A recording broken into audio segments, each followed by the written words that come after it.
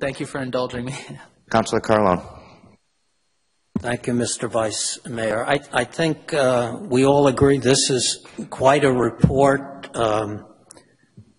I did get a headache around the middle, but I did recover and finish reading it. There's a lot of information in this, and we're grateful.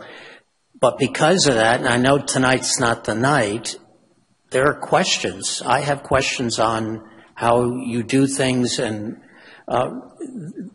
Mr. Reardon mentioned elder, veteran, blind exemptions, and I would love to learn what the percentage is. I have no idea. Just out of interest, I would love to know, not questioning the exemption. But when I look at assessed value and assessed values, total assessed values in 4.5 years have gone up 57%. I would say as a council, we have a real issue to talk about.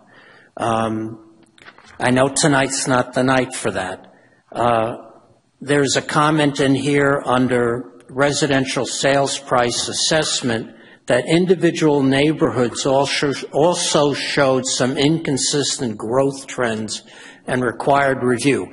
I know if I ask what that means, we'll be here for 10 or 15 minutes. I won't, but it'd be good to know what that is and having a meeting on that.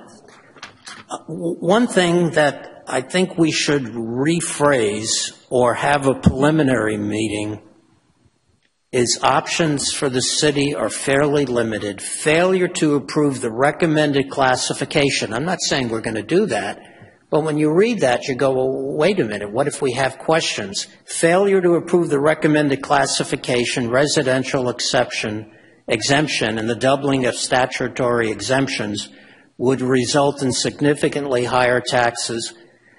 We have to start this earlier, and maybe it's just an education, as the manager said.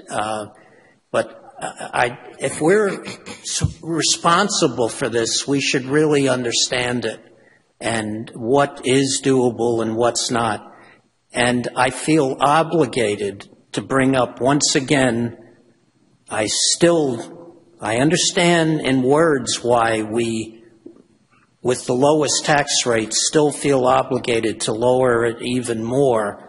But I keep looking at where the money should be going, and that's affordable housing. I'm not going to go beyond that, but that seems relevant to me.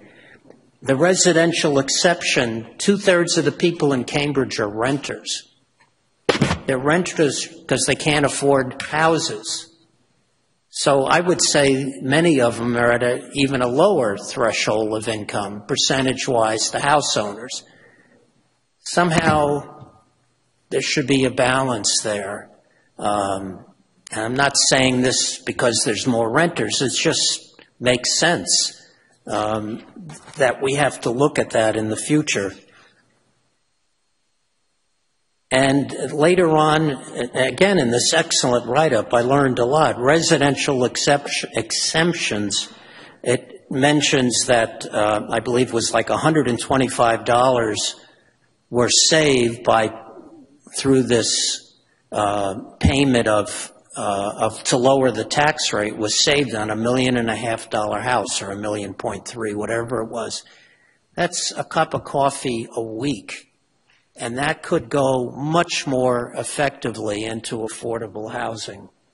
And if we don't feel confident, this is the third year I've said this, if we don't feel confident about this move, let's put it on the ballot. I just have to believe that people will do that. Those are all my comments. Again, thank you for a very detailed report. It really raises a number of questions that I think many of us would love to talk about. Thank you. Thank you. Councilor